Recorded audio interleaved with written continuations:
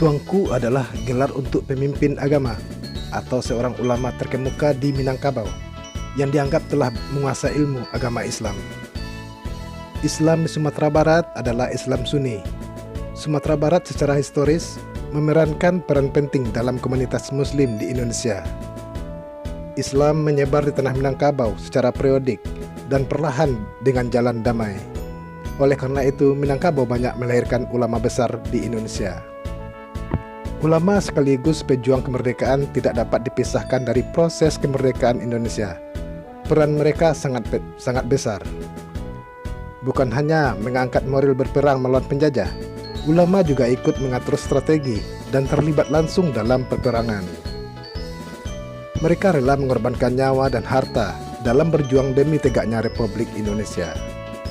Namun, banyak sekali generasi muda saat ini lupa dengan sejarah kepahlawanan para pendahulunya, atau bahkan sama sekali tidak tahu. Siapapun tidak akan mampu membangkitkan semangat kepahlawanan dalam diri generasi muda jika buram dalam sejarah perjuangan kaum muslimin dalam meraih kemerdekaan Indonesia. Padang Pariaman merupakan daerah yang berada di pinggir pantai dan berbatasan langsung dengan Padang, sehingga wilayah ini lama berhadapan dengan penjajahan. Selama proses perjuangan berlangsung, muncul tokoh-tokoh pejuang daerah Padang Pariaman dari Sungai Limau, seperti Syekh Balinduang dan Tuanku Abu Bakar. Syekh Balinduang karena ada di zaman Belanda, beliau juga ikut bergerilya, jadi secara tidak resmi, beliau adalah pahlawan kemerdekaan. Banyak orang yang datang kepada beliau meminta bantuan maupun petunjuk, maka sebab itu beliau Bagala Balinduang atau tempat berlindung. Tuanku Abu Bakar merupakan seorang ulama yang diangkat menjadi tuanku pada bulan Januari 1943. Ketika itu berusia 16 tahun pada masa pendudukan Jepang. Menurut sekelumit sejarah dari orang tua-tua terdahulu, Abu Bakar, anak bungsu dari pasangan Tuanku Saleh dan Nurian, lahir di Korong Kotopawah, Nagari Korenji Hilir, Kecamatan Sungai Limau, Kabupaten Padang Pariaman, pada tanggal 31 Desember 1927. Beliau berjuang bersama teman-temannya memperebutkan kemerdekaan dari tangan penjajah sesuai keahliannya. Bukti Tuanku Abu Bakar sebagai pelaku pejuang masa Perang Kemerdekaan Republik Indonesia terdaftar dalam anggota Legiun Veteran Republik Indonesia Ranting Sungai Limau. Di usia 24 tahun, beliau menikahi Nurzali Putri, memiliki 4 orang anak yaitu Anwar, Farida, Nasar, dan Mulyadi. Sejak berumur 9 tahun, Tuanku Abu Bakar mulai menimba ilmu di pendidikan surau.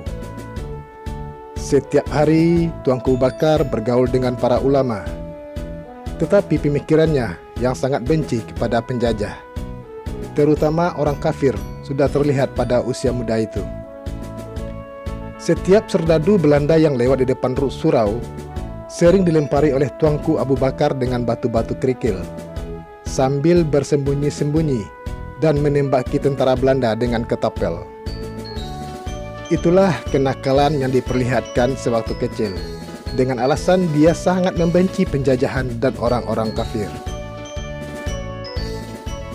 Pendidikan yang dijalani Tuanku Abu Bakar untuk menjadi seorang ulama yaitu di Surau Anjuang Nurul Iman, Batang Sariak, Kabupaten Padang Pariaman.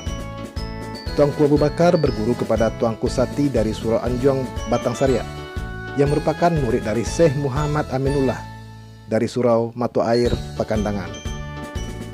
Syekh Muhammad Aminullah yang masih satu garis sisilah pengajiannya dengan Syekh Abdurrahman dari Kuretaji, Pariaman.